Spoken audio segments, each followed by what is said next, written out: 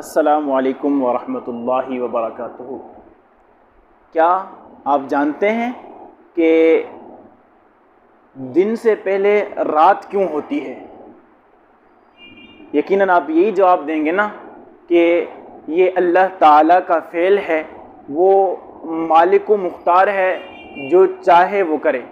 लेकिन मेरा फिर ये सवाल है कि अल्लाह ताला मालिक व मुख्तार भी है, लेकिन इसके साथ साथ अल्लाह ताला हकीम भी है, और हकीम का कोई फ़ेल हिकमत से खाली नहीं होता। तो अल्लाह ताला ने रात को पहले रखा है और दिन को बाद में रखा है, तो इसके अंदर कोई ना कोई ज़रूर हिकमत होगी। तो मैं आपको बताता हूँ कि अल्लाह ताला ने रात को मुकद्दम करके, दिन को मुअख्खर करके अपने बंदे को ये खामोश पैगाम दिया है कि ए मेरे बंदे, तू ये सुन ले, ये बात अपने जहन में बिठा ले कि कामयाबियाँ बाद में हैं, आसानियाँ बाद में हैं, मुश्किलात पहले हैं।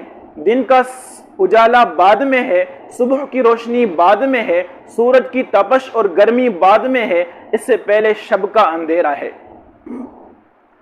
और इसी मजमून को अल्लाह ताला ने अपने कुरान मजीद के अंदर, अपनी किताब के अंदर यूं बयान फरमाया, इन्ना माल उसरी युसरन, आसानी मुश्किलात के बाद है।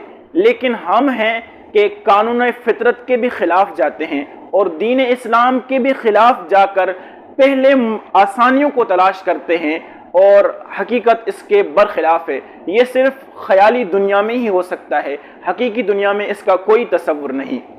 तो सामीन मोहतरम, सबसे पहले आपको ख़तरों का खिलाड़ी बनना पड़ेगा। अगर हम ख़तरों का खिलाड़ी बनेंगे, हम मैदान में आएंगे, तो फिर हम कामयाब होंगे, फिर हम किसी मंजिल पे जाके पहुंचेंगे।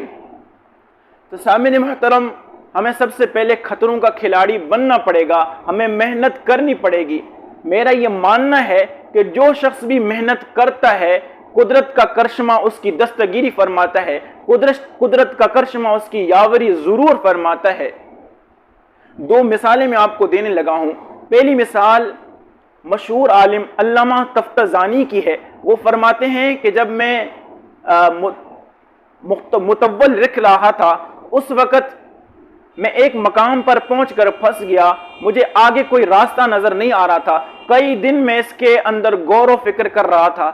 एक मरतबा मुझे ऊँग आई, कुदरत के करिश्मे ने अंगड़ाई ली, उसने मेरी दस्तगीरी फरमा दी, और उस ऊँग की हालत में मेरा वो मसला हल हो गया। दूसरी मिसाल मैं आपको देने वाला हूँ। वो मिसाल है सिलाई मशीन के मूजिद की। सिलाई मशीन का जो मूजिद है, उसने जब सिलाई मशीन को ईजाद किया तो बाकी सारा काम मुकम्मल हो गया, लेकिन एक मसला उसको पेश आया कि उसका जो सुई का सुराख था वो उसके ऊपर के हिस्से में था, जिसके नतीजे में वो सही तरीके से काम नहीं कर पा रही थी। वो इस चीज़ के अंदर बड़ा परेशान था, हैरान था। उसने कई दिन इसके अंदर लगा दिए।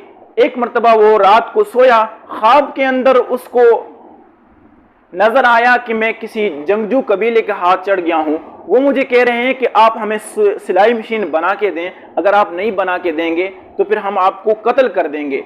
और वो उनके इर्द गिर्द आकर उसको घेर लेते हैं, और उसके हाथ में बड़े बड़े नेज़े होते हैं।